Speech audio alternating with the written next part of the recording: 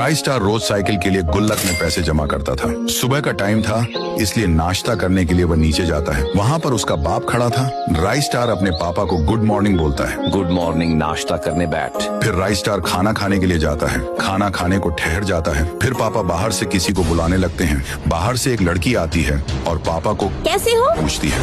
ये देखकर rice star उन दोनों के पास आता है और पूछता है, ये लड़की कौन है? पापा बोलते हैं, ये तुम्हारी नई मम्मी है। फिर राइस स्टार गुस्से से बोलता है, ये कोई मेरी मम्मी नहीं है, तुम दोनों निकल जाओ इस घर से। बोलकर वह उन दोनों को धक्का देने लगता है और भगाने लगता है। दोनों वहाँ से सामने के घर पर जाने लगते हैं क्योंकि लड़की का वह घर था। राइस स्टार उनको भगाने के बाद वापस अपने घर पर आता है। वहाँ पर उसकी असली मम्मी खड़ी थी। मम्मी खुश होकर बोलती हैं, तुम ही मेरे असली बेटा हो। फिर राइस स्टार दिल से बोलता है, और तुम ही मेरी मम्मी हो। फिर मम्मी बोलती है, चलो बेटा अब खाना खा लो। राइस स्टार खाना खाने के लिए टेबल के पास जाता है। मम्मी उसके लिए खाना बना रही होती है कि अचानक से गिर जाती है और बेहोश हो जाती है। राइस स्टार भागकर अपनी मम्मी के पास जाता है और उनको उठाकर अस्पताल लेकर आता है। वहाँ पर नर्स बोलती है, बेटा तुम्हारी मम्मी के इलाज के लिए 10,000 लगेंगे। राइस स्टार ठीक है बोलता है और अस्पताल के बाहर जाने लगता है। वह अपने घर के पास आता है, फिर अपने कमरे में जाता है जहाँ उसने गुल्लक में पैसे जमा किए थे। वहाँ आकर गुल्लक तोड़ता है और अंदर के सारे पैसे लेकर अस्पताल के लिए निकल जाता है। अस्पताल पर पहुंचकर अंदर जाता है और नर्स को सारे पैसे देता है। नर्स पैसे लेने के बाद बोलती है,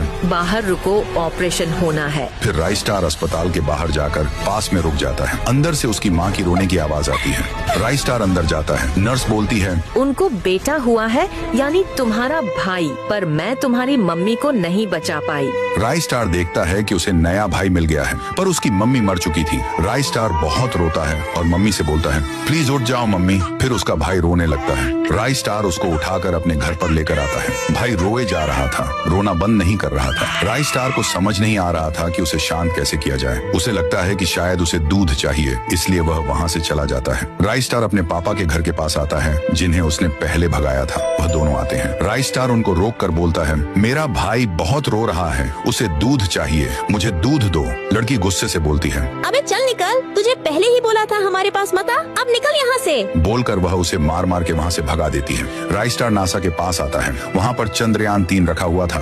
राइस स्टार मशीन निकालकर चंद्रयान 3 के स्क्रू टाइट करता है। काम खत्म होने के बाद सुनीता विलियम्स नाम की लड़की आती है और उसे धन्यवाद करती है। वह चंद्रयान में बैठकर चांद पर जाने के लिए निकल जाती है। फिर राइस स्टार नासा के मालिक के पास आता है। मालिक उसे अच्छा काम किया बोलकर पैसे देता है। राइस स्टार पैसे लेकर दूध लेने जाता है। वह एक दूध डेयरी पर पहुंचता है। अंदर जाकर दूध की बोतल लेता है। दूध लेकर घर आता है। उसका भाई अभी भी रो रहा था। राइस स्टार जाकर उसे दूध पिलाता है। भाई मजे से दूध पीता है।